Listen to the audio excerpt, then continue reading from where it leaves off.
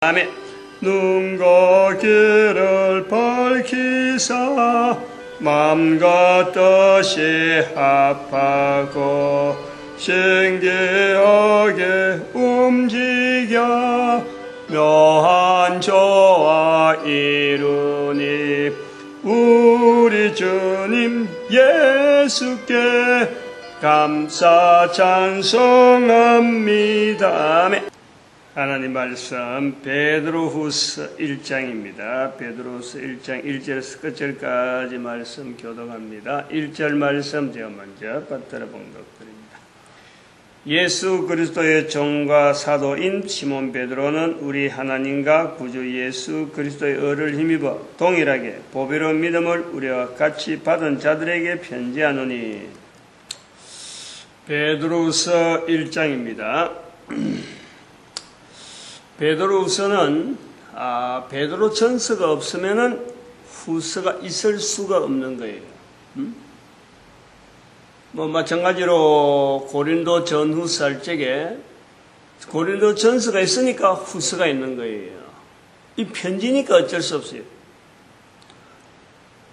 글을 쓰는 사람, 일반적으로 우리가 요즘은 글을 쓰는 사람들이 많아서 분량이 너무 많아가지고 1권 쓰고 2권 쓰고 3권 쓰고 할 수 있는 거죠. 분량이 많을 적에는 잘라서 이렇게 할 때 그거는 쓰려고 하는 내용 자체가 자기 머릿속에 있는 거예요.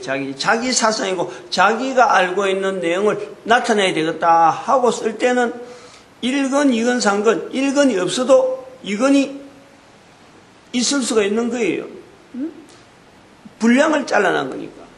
그런데 성경에 나오는 전서, 후서, 또 어떻게 하면 1서, 2서, 3서 이런 식으로 나오는 거는요, 앞에 전이 없으면 후가 없는 거예요. 있을 수가 없는 거예요. 있어야 될 이유가 없는 거지, 후서는. 이 전서가 있었기 때문에 전서에 대해서 전서를 받아보고 그에 대해서 반응을 받고 또 써야 되겠다 하는 어떤 생각이 들어서 또 뭔가 결심이 나서 써야 될 내용이 있을 때 그래서 글을 쓰는 것이 후서라요. 고린도 전서라든지 후서라든지 관계라든지 그 다음에 데살로니가 전서 후서 베드로 전서 후서 여기 앞에 보낸 편지 야고보서 같은 건 1장이 있는데 한 편만 있는데 이게 야고보서를 보내고 난 뒤에 거기에서 또 누가 뭔가 반응이 있어가지고 두 번째 편지를 써야 되겠다는 그게 들었으면은 야고보 전서 있고 후서가 있는 거예요. 있게 되는 거예요. 근데 야고보는 보내고 난 뒤에 반응에 대해서 글 쓴 사람이 다시 글을 써야 되겠다는 그 내용이 교류가 안 되든지 그럴 필요를 느끼지 않았든지 안 그러면 야고보가 일찍 소천했든지 아마 이런 과정이 있는 거예요. 베드로 전서를 보내고 베드로 후서를 써야 되겠다 하고 사도 베드로가 결심을 하는 것이 분명히 있었다는 거예요. 베드로 전서에서 우리가 뭐를 중요하게 주제를 갖고 있었냐면은 사도 바울의 편지가 현재 돌아다니고 있다 하는 것을 염두에 두고 있었던 거고 야고보서도 그걸 염두에 두고 있었다 하는 걸 우리가 했습니다. 왜냐하면 사도 바울의 편지는 당시에 있어서는 편지 자체만 주어지는 것만 해도 이게 상당한 영향이 있는 게예요. 글 쓰기 힘드는 시절에 글로서 예수 그리스도를 알리는 특히 이방인들에게 막 알리는 이런 일들은 다른 글들은 이방인 세계에서 여러 가지 책들이 있잖아요. 여러 가지 자료들이 많이 있단 말이에요. 그런데 예수 그리스도에 대한 책은 글은 없었는 상황에서 사도 바울을 통해서 알려지고 있었거든. 그러니까 이것은 기독교 예수님 이후로서 교회 역사 가운데서 이거 아주 특이한 사건이고 이거는 굉장히 중요한 하나의 사건이죠. 사도 바울의 글을 남기는 자체. 이렇게 되니까 사람들이 읽어지고 통용되어지고 이제 화자가 되잖아. 휘자가 된다 하나. 말이 서로 하는 거예요. 말이 사도 바울의 글에 이런 내용. 그런데 이제 그런 것이 이방인에게만 있는 것이 아니라 유대인들을 중심으로 했던 베드로나 야고보, 그들도 이런 내용의 영향을 받는 거에 들었다, 봤다, 또 그것을 전해 들은 사람이 내가 어디에 있는데 그 실질적인 글로서 읽었다, 이렇게 되어지는 거죠. 요를 찌게 야고보가 관장하고 있는 지역에서의 야고보의 자세, 또 베드로가 가지고 있던 그 지역에서의, 베드로가 관장하고 있는 그 지역에서의 유대인들만 중심되어진 그 속에서 사도 바울의 글을 통해서 이 주고받는 이 여러 가지 흐름들, 그래서 뭔가 통제가 돼야 되고 의견을 모아야 되겠다. 적어도 어떤 의견 안에서는 통일이 돼야 된다 하는 것을 사도 바울의 글의 영향에 의해서 동료하는 이런 사람들에 대해서 하나의 사도의 근위로서 건해야 될 필요가 있는 거예요. 그거는 어지간하면 아마 그런 거는 추정이 될 것 같아요. 그래서 베드로 전서 같은 경우는 다른 사람을 통해서 글을 쓴 거예요. 그때 누구를 통해? 실루아노를 통해서 대피를 하는 거예요, 대피를. 근데 이제 실루아노에서 후서도 실루아노를 통해서 대필이 되는지 안 되는지는 정확하게는 알지 못하지만은, 다시 한 번 더 사도 베드로가 글을 써야 됐다. 근데 이제 글을 쓰는 것에 대해서는 앞에 그 보낸 편지와 아직까지 그 보낸 편지의 내용에서의 여전히 해결되지 않는 그 분명한 요소, 그게 있으니까 후서를 보내는 거예요.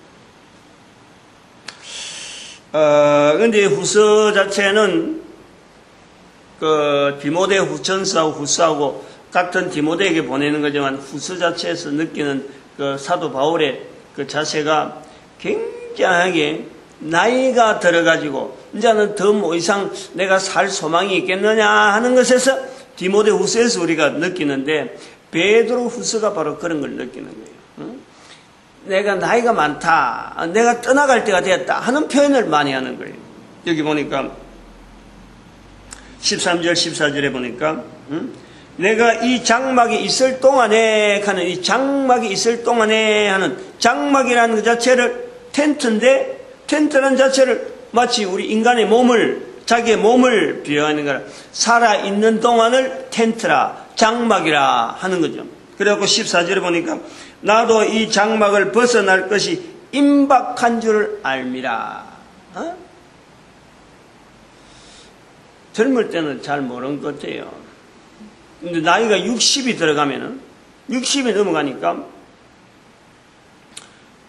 이렇게 몸의 정상 자체가, 옛날처럼 막 힘있게 팍팍팍 나가던 그런 힘은 사라지고, 너지간히 기다리는 그런 자세는 있으면서, 몸에서 조금만 그 이상한 어떤 현상이 나타나면은, 특히 남자는 덜해요, 남자는. 이제 우리 저하고 같이 있어 보면은, 여자들은 그 폐경기라 하는 것이 완전하게 하나의 여자의 기능으로서 임신 자체가 완전히 끊어지면서 폐경이 된단 말이에요. 그러니까, 한 달에 한 번씩 하던 일을 안 한단 말이에요. 그러면 몸에서 이 면역 체계가 변한대, 면역 체계가. 폐경이 되면서 어떤 몸에서 면역 체계가 그동안에 활발하게 하던 것이 이제 몸이 그때부터는 스톱되면서 말이죠. 그 기능이 줄어드는 그 기능이 단순하게 그냥 없어지는 것에서 끝나는 게 아니라 몸의 시스템에 면역 체계가 바뀐다는 거예요.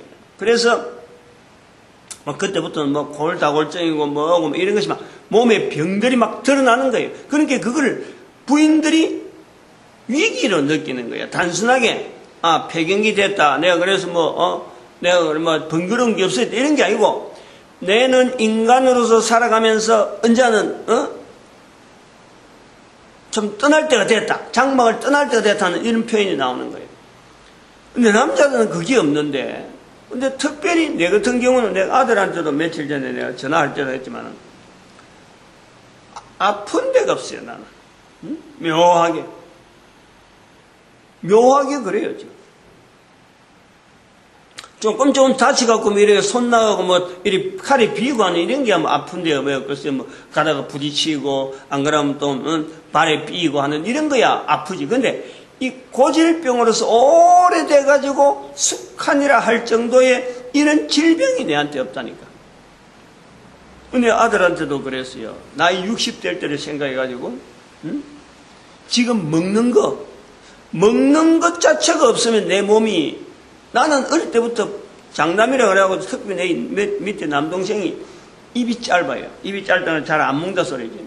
그래서 어머니가 동생한테 먹일 것도 나를 통해서 먹이고, 형이 먹는 거 봐라. 그건 못 먹는 게 아니다. 그래서 동생한테 먹이려고 내부터 먼저 먹이는 거예요. 그건 내가 먹어야 될 거, 동생 먹어야 될 거, 내가 다 먹어본 거야. 좋냐?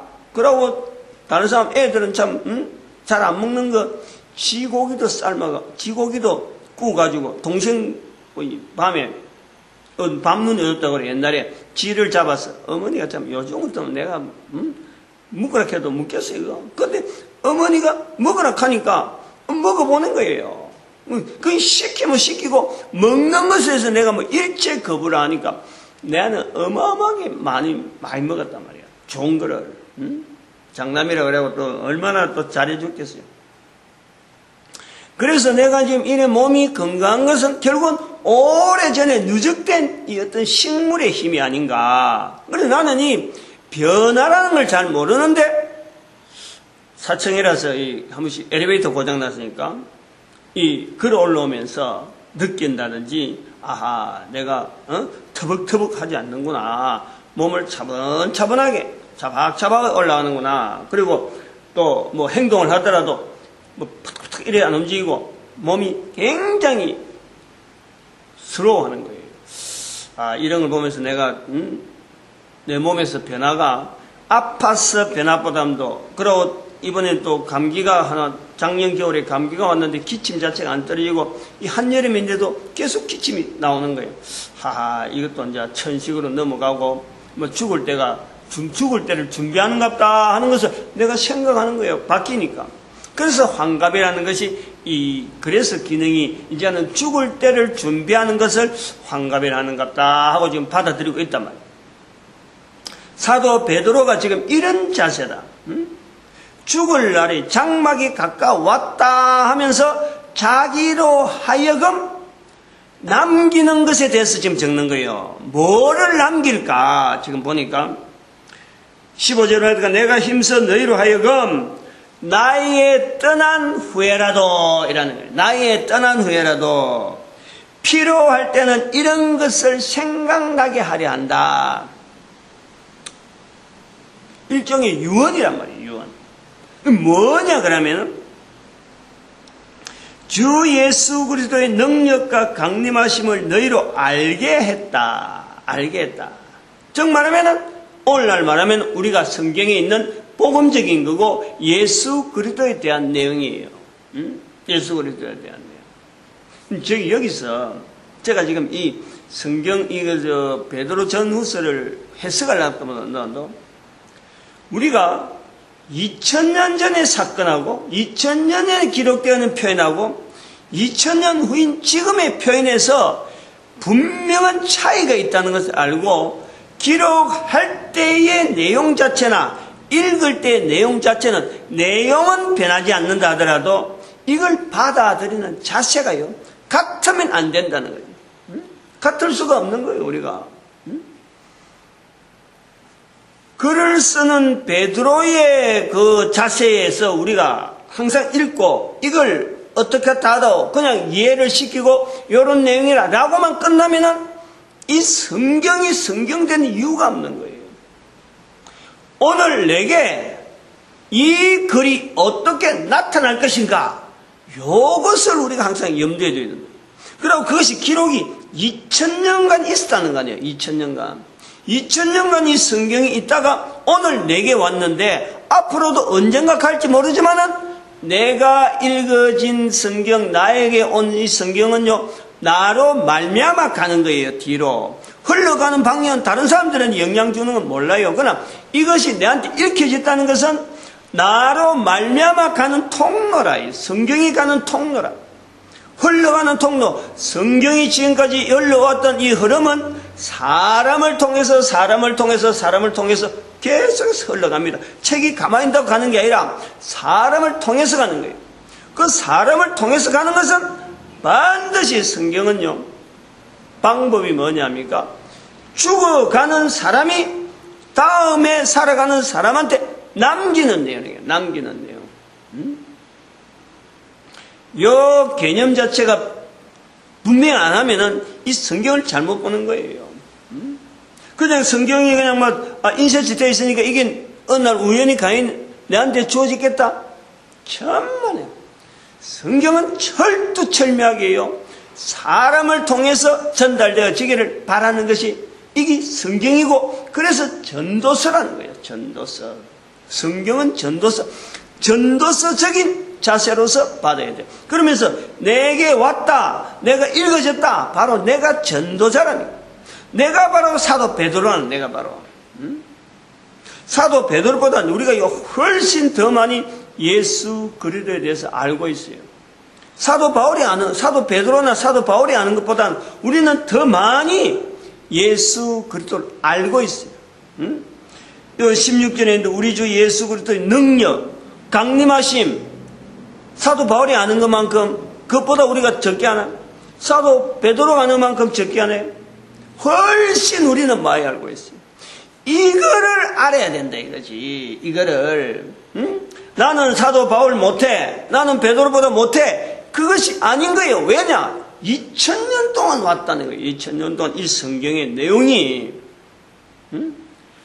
100년, 200년 지금 사도 베드로 같은 경우에 지금 사도 베드로가 있는 시대에 자기가 전해진 내용을 다른 사람들이 지금 듣고 또 사도 바울이 글로 쓴 걸 갖고 다른 사람 적으니까 당시 사람들이 사도 베드로가 살을 때고 사도 바울이 살을 때니까 얼마나 많이 예수 그리스도에 대해서 믿음이 분명하겠느냐. 이거는 너무 어리석은 생각이에요. 그 사람들보다 우리가 훨씬 더 많이 예수 그리스도에 대해서 알고 있다니까. 많이 들었다니까. 중요한 것은 바로 이 성경이 2000년 전에 그보다 훨씬 전에 기록된 성경이 오늘 우리에게 이렇게 전해지고 있는 거예요. 적어도 성경은 397년 되기 전에는 신약 자체가 베드로의 글인지 바울의 글인지 요한의 글인지 이것 자체 정리하려고 하는 시도를 하지 않았다니까. 397년 이후에 성경이 신약이 들어있는 거예요. 물론 구약은 그 전부터 성경이라는 여기 지금 오늘 본문에도 이야기하지만 20절에 먼저 알 것은 경의 모든 예언은 사사로이 풀 것이 아니 예언은 이래 성령의 감동하심을 입은 사람들이 하나님께 받아 말한 것입니다. 이게 경이라고 하는 거예요. 이 성경이라는 거예요. 이것은 지금 무슨 내용에 염두에 두냐면은 개념이 있느냐면은 성경이 있고 사도 바울의 글이 있고 베드로의 글이 있는 거예요. 이런 내용에 대해서 글을 읽는 사람들이 이제 이걸 비중을 어떻게 이야기하겠냐. 베드로나 사도 바울은 오시는 예수 그리스도에 대한 예언, 선지자들의 글에 대해서 이게 과연 맞나 안 맞냐 하고는 점검하는 이런 시점이 있을 거고 유대인들이니까. 그러면은 성경은 구약 성경만 주어져 있는 그 상태에서는 유대인들 전체가 이걸 성경으로 받아들고 하나님의 주시는 글이다 하고 주어져 있단 말이에요. 그런데 아직 신약 자체가 붙어있지 않기 때문에 여기에서 오는 교회가 베드로나 야고보나 또 사도 바울의 글에서도 가끔 있지만은 예수 그리스도 오신다 했는데 다시 오신다 그랬는데 이 다시 오시는 시기가 자꾸 미뤄지는 거고 자기들이 예측할 때 지금쯤 오셔야 되는데 하고는 바라보는 그 시기에 전혀 나타나지 않으니까 여기에서 갈등들, 여기에서 교회를 떠나는 사람들 생기고 여기에서 내부적으로 이것은 도대체 어떻게 해석해야 되고 어떻게 받아들여야 하고 성경을 가지고 구약 성경하고 사도 바울의 글하고 베드로의 전서 글하고 막 이제 여기서 번복이 되면서 섞여서 돌아다니는 여러 가지 자료들을 가지고 예수 그리스도를 어떻게 볼 거냐. 다시 오신다 했는데 과연 오느냐 안 오느냐, 예언이냐 맞느냐 안 맞느냐, 그것이 그냥 지나가는 말로 끝이 되느냐. 즉 예수 그리스도의 재림에 대한 아주 중요한 이슈가 여전히 풀리지 않고 있는 그 상황이라니까. 그런데 여기서 아까도 우리가 중요한 것을 말씀드렸지만은 사도 바울에 있을 시대나 베드로 있을 시대 때 그때 사람들이 더 신앙이 좋을 수가 있다. 사도니까 베드로니까 또 예수님의 사건이 얼마 안 있으니까 더 좋을 수 있을 것이다. 우리보다 훨씬 나을 것이다. 그런 생각 자체를 하지 않아야 돼요. 우리는 그보다 더한 증거를 갖고 있는 것이 살아온 세력, 살아온 세월, 2000년이라는 세월이 증거인 거예요. 이 성경 앞에서 그래야 되는 거예요, 우리가. 기록된 내용보다 앞서서 이 기록된 내용이 흘러오기까지 우리는 이미 세월을 2000년간 보낸 세월에 대한 것을 분명히 인식해야 되는 거예요. 그 세월을 가지고 지금 우리가 성경의 내용을 읽어야 되고 그 내용을 또한 우리가 선포를 할 때는 2000년간의 그 갭이라고 하는 그 갭을 분명히 우리가 인식하면서 나를 통해서 어떻게 나타나야 되는가 하는 고민을 해야 되는 거예요. 물론 그런 것도 제가 나이가 60이라 그러는데 62인데 지금 26, 36, 그런 40살, 50살 이럴 때 말하는 어투라든지 받아들이는 성경을 받아들이는 이런 거요 같을 수가 없는 거예요.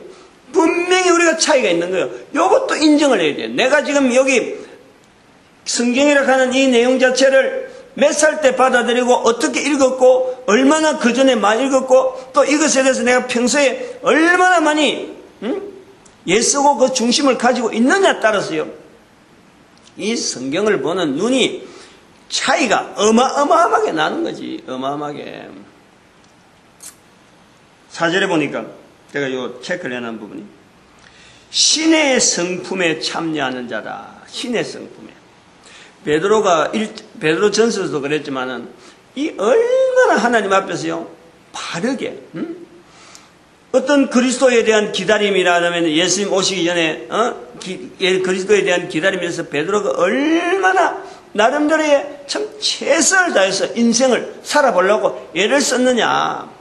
참 이런 표현이 베드로를 통해서 나타나니까 야 무식한 베드로 치고 너무 표현이 좀 이렇게 고상하다 할지 모르지만 이게 누구나 다 가지고 있는 거예요. 그 모습은 후피하지만 보기는 별건 아닌데 속에서는 하나님의 성품, 신의 성품에 참여하려고 인간으로서 부단히 노력한 베드로를 본단 말이에요. 그래서 베드로의 글에는 이 성령에 대한 표현이 너무너무 쉽게 나와요. 성령복음 1장 16절에 벌써 성령이 다윗의 입을 엇타가사. 베드로전서 1장에서도 성령을 힘입어 성령을 힘입어 복음을 전하는 자. 또 성령의 감동한 내용이 나오잖아. 이 베드로전 후서 1장에도 21절 보니까 성령의 감동하심을 입은 사람이다 라는 성경 자체, 구약 성경인데도 그 성경의 기록한 것 자체는 성령의 감동하심을 입은 사람들이 하나님께 받아 말한 것, 이 말이요 바로 베드로의 말이 되면서 바로 베드로전서와 베드로후서가 이런 중심으로 말하는 것을 나누는 그 글로서 남긴 이런 것이 나중에 397년에 성경이 형성되어질 때 베드로 전후서가 들어가신단 말이에요. 그렇다면 오늘 우리는 성경의 기록은 이미 끝났다고 보지만은 2000년 동안 이것이 전해오는 과정에서 우리가 분명히 할 것은 내가 말하는 말 자체도 성령의 감동하심을 받아 말하는 내 말이 된다니까. 못될 게 없는 거예요. 베드로를 통해서 나타났다. 나도 가능하다는 거예요. 나도. 그리고 베드로 전서에서 후서에서 우리가 분명히 볼 거라면 지금 현재 추세하고 세월 현재 그 전 인류에 걸어가는 걸음하고 연결해 보여야 될 부분 하나가 있어요. 베드로 후서에서도 말하고 또 사도 바울의 글에서도 얼마든지 이야기되어지고 복음서에서 나타나는 중요한 흐름 하나가 뭐냐면 성경은요 이게 오픈. 성경은 개방이며 성경은 알리는 거예요. 즉 성령의 감동하심으로 입은 사람들의 받아 말하는 것은 감추는 것이 아니고 이게 그냥 선포하고 나타내는 거예요. 이거 잘 아셔야 되는 거예요. 잘 받아들여야 되는 거예요. 우리 지금 우리가 일반적으로 안 그래요. 뭔가 아는 게 좀 있다 싶으면요 감추어두잖아요. 턱 크다. 아 이거는 내가 아는 기다. 이거 내가 아는 거니까 내가 책을 써가지고 내 이름으로 정해서 내가 이권을 바라자. 이렇게 되어 있는 것이요 우리가 생각이 바뀐 거예요.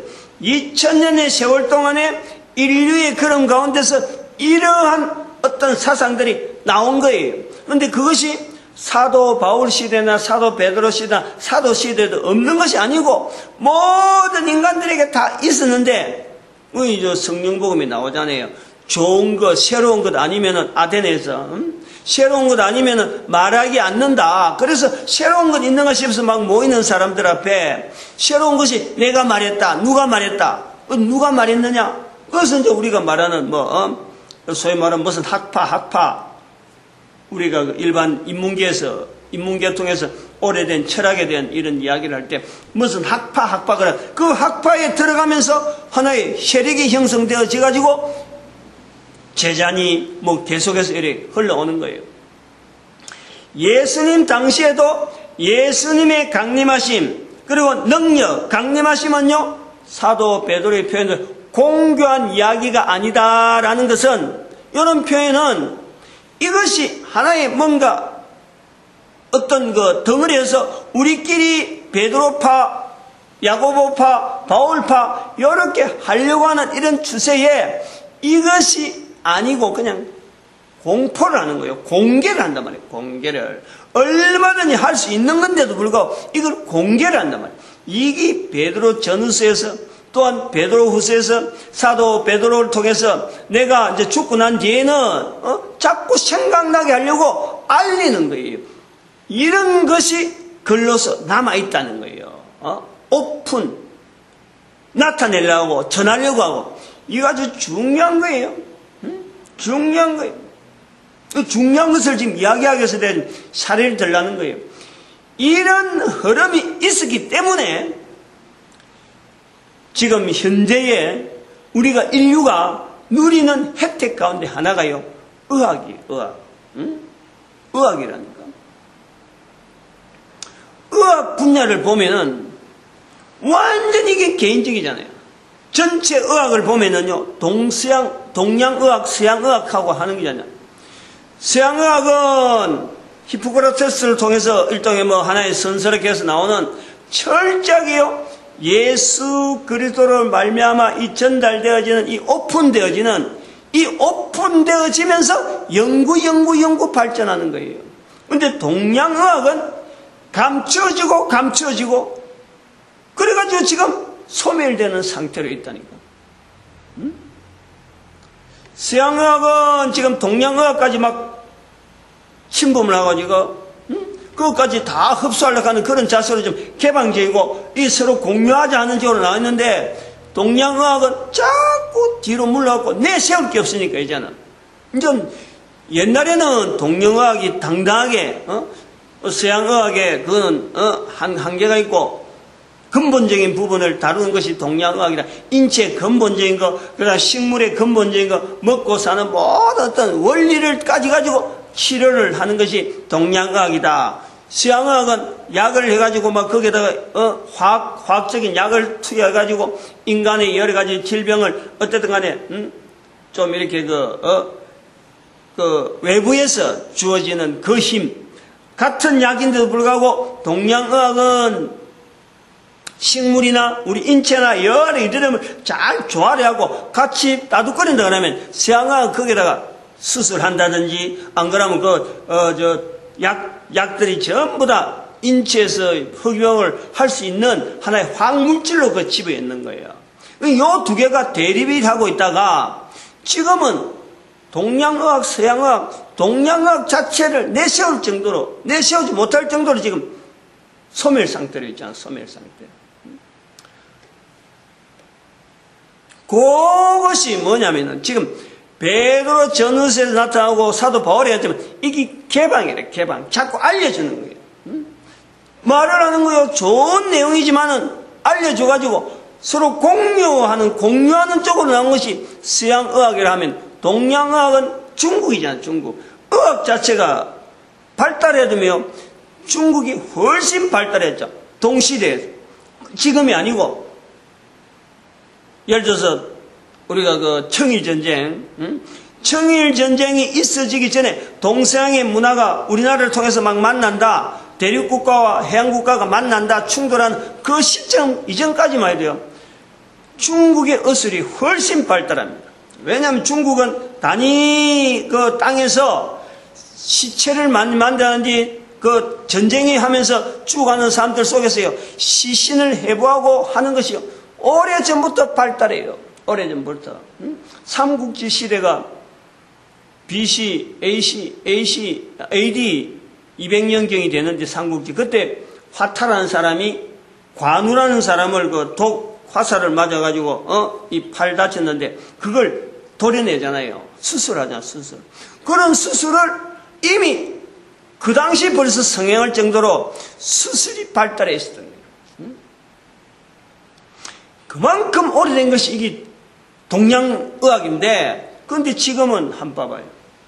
내가 그 잘 아는 그 침 낳는 장로님이 한 분 계세요. 여기 현금동에. 뭔가 몸이 이상하면 그거 가는 거예요. 내가 그 가면서 내 나름대로 이랬어요. 왜 이 침을 하고 한방하는 사람들은 왜 이 배우는 사람 그 하나의 몇몇 어떤 계보만 따가지고 그것도 뭐 대학이 있고 있는데도 불구하고 대학 아무리 나오고 안 된단 말이에요. 그 사람들은. 대학 이론 갖고는 안 되니까 또 라인을 가지고 공부하고 항상 보면 자기 그 사람 이야기가 그래. 내가 공부하고 있습니다. 지금 공부하고 있습니다. 대학원까지 나오면서 한방의학 나오면서까지도 또 나와가지고 또 실제로 병원을 기업에 있으면서 또 공부한대. 그래 또 공부한대. 몇 번이나 공부한다는 이야기를 내한테 많이 하고 그때 문도 닫고 중국 가서 배우고 온다 하면서 갔단 말이에요. 그게 뭐냐면은 이게 개방이 안 돼 있어. 라인만 타고 있다고. 그래서 그 한의원은요 항상 사람들이 많아요. 근데 바로 옆에 있는 한의원은 사람이 얼씬거리질 않아요. 자기 이야기가 그래. 다른 의원들은 문을 닫아서 손님이 없는데 우리는 손님이 많아갖고 다른 의원들은 일주일에 월요일에서 금요일까지 토요일까지 일하면 자기는 의무적으로 그 사람들한테 손님 가라고 목요일날 문을 닫을 정도로 일부러 문을 닫는데 시상에 그건 편법이지. 내가 그래서 그랬잖아요. 원장이 그래 좋은 기술이 있으면 그걸 말이요 비디오로 찍어라. 교육을 해서 교육 자료를 남겨갖고 다음 사람이 그런 좋은 자료를 가지고 공부할 수 있도록 오픈시켜라. 교육 자료를 남기라 했는데 콧방귀 끼고 있어. 목사가 말하는 교회 집사인데 콧방귀를 끼고 있어요. 그런 일을 어떻게 하냐. 그 돈을 어마어마하게 주고 자기 공부했는데 그걸 어떻게 하냐 이거지. 바로 그 정신이라는 거예요. 지금 사도 베드로의 이 후서에서요. 요 내용을 파악을 해야 돼요. 감춘다는 거예요. 감추면은 결과적으로는요. 한방은요. 의술 자체가 죽어요. 한방의술은 죽을 수밖에 없어. 지금 서양의학하고 나오는 이 기술이 어려지니요. 거기다 기계까지 이어가지고 여러 가지 장치에 객관화시켜나는 이 인체 구조 여러 가지 치료 부분들 객관화시켜 막 발달하는데 한방은 만날 침이고 침 그것도 말이요. 얼마나 참 여러 가지 초기에 우리가 의술이 없을 적엔 그런 것도 효능을 보고 효능을 봤을 때 이거 참 잘난다 했는데 지금은 기계로 가지고 잘하고 있는데 그 침 그거 나오는 효용 그거 객관화가 못 시키는데 어떻게 그걸 따라가겠어? 응? 중요한 것은 감춘다는 거예요. 지금 이런 시대가 특허라든지, 또 자기 나라, 우리 국가의 어떤 뭐 특별한 거 보호, 또 개인에게 어떤 이권, 뭐 지적, 초상권, 그 다음에 머슴권 해갖고, 저작권, 이래가지고 막 지금 전체가요, 사람들이 움직이는데 전부 다 내 걸리라고 탁탁탁 일어나면요, 당장에 보면 그게 좋아질 것 같아도요, 사회는 계속해서 오므라들어요. 이 원리를 지금 이야기하고 있는 거예요. 우리 사회가 왜 이렇게 피폐하느냐, 왜 이렇게 한쪽만 치우쳐 나가고, 그러고 앞선 사람은 앞서고 뒤선 사람은 뒤져가지고 이렇게 되느냐. 이게 결국에는 가지고 있는 이익에 대해서 이게 공유하려고 하지 아니하고 내 것만 하고 딱 이렇게 하다 보면 결국 그것은 단절이에요. 발전하는 게 없다니까. 서로 힘을 합해서 시너지 효과가 안 나타나는 거예요. 이거 우리 없애야 되는 거지. 그건 뭐 사회제도에 속한다 하고 볼 수 있지만은 제가 예를 하나 들라 그래요.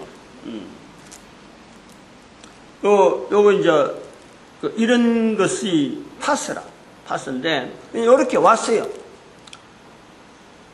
그 십자가 하나 있고 이 세라믹으로 그냥 세라믹 물질로 가지고 해놔놨고 하는 사람이 교회에서 쓰면은 십자가 있으면 안 좋겠나 그래서 그냥 인쇄체만 이래 해놨더라고. 이래 왔어요.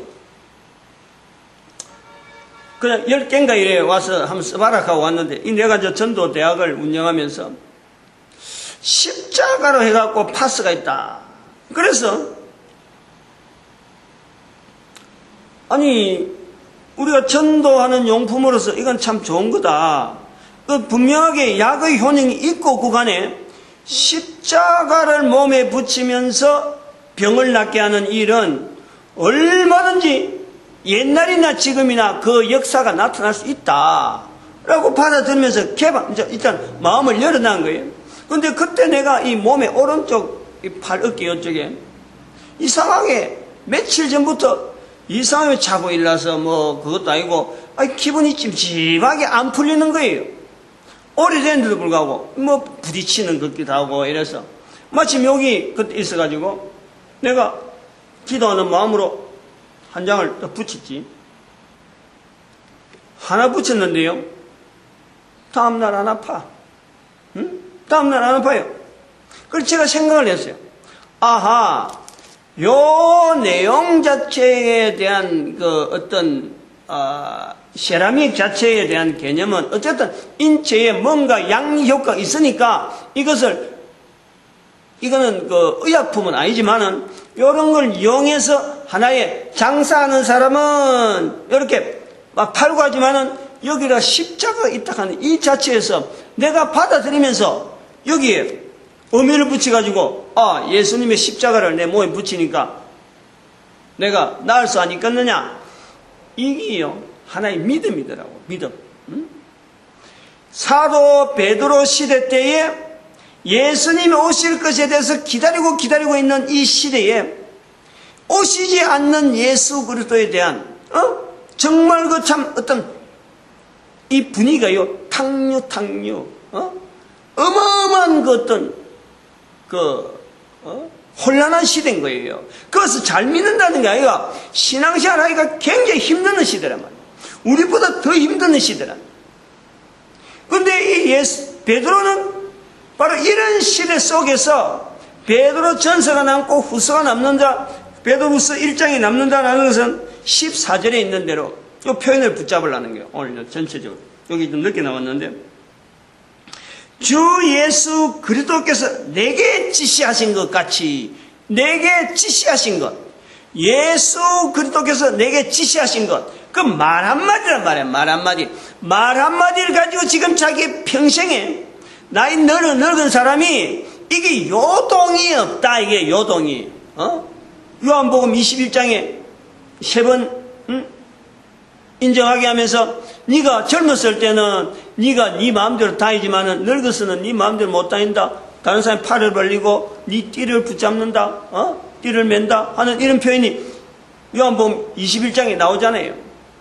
이러한 예수님의 말씀 한마디에 자기의 인생을 걸고 지금 끝까지 붙잡면서 이게 요동치 않는 베드로와 그 바위와 같은 그 모습을 지금 예수님이 오시지 않지만은 그걸 보여주고 있는 거예요. 베드로는. 그럼 우리는 아까 제가 요래가지고 요걸 받아가지고 그걸 만들었어요. 응? 이거 의약품이 아니니까 전도용품으로만 쓰는 거다 하고 이게 비닐봉지도 만들고 해서 이걸 돌렸어. 응? 저는 그렇게 생각해요.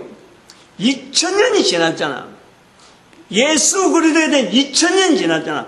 이 파사나 십자가라고 하는 이거 하나를 의미하고 만약에 불치의 병에 어떤 부분이든 간에 예수 그리스도 오신 거하고 자기와 관계를 맺는 데에 이것이 연결될 수 있겠다 하는 의미로서 몸에 붙이면요 낫지 않는 병이 없다고 보는 거예요. 저는 그래 보는 거예요.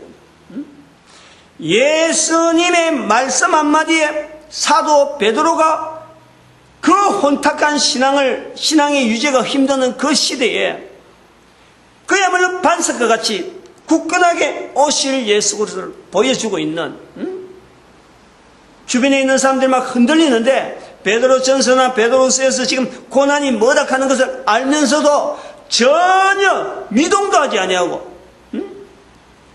지시하신 것에 대해서 기다려가는 이 사도 베드로의 자세. 그래서 결국에는 그가 예수님의 십자가에 있는 자리까지 거꾸로 매달리는 모습을 당시의 사람들에게 보여줬잖아요. 얼마나 구체게 사람들 하여금 신앙에 예수 그리스도의 신앙에 붙잡고 있는데 얼마나 큰 힘을 나타냈을까 보는 거예요. 그런데 우리는 지금 2000년이 지나면서 여전히 십자가는 똑같이 십자가를 우리가 외치는 거예요. 그러나 그런 걸 보고 내가 어떻게 받아들이냐, 역사는 바로 그렇게 나타나요. 믿음의 역사는요 그래서 나타나는 거예요. 불치의 병이고 암이고 뭐고 안에 병원에서도 다 손난다도 병원부터 먼저 갈 것이 아니라 실제로는 뭐 어차피 뭐 몇 기 가면요 암 몇 기 가면 벌써 사형 선고잖아요.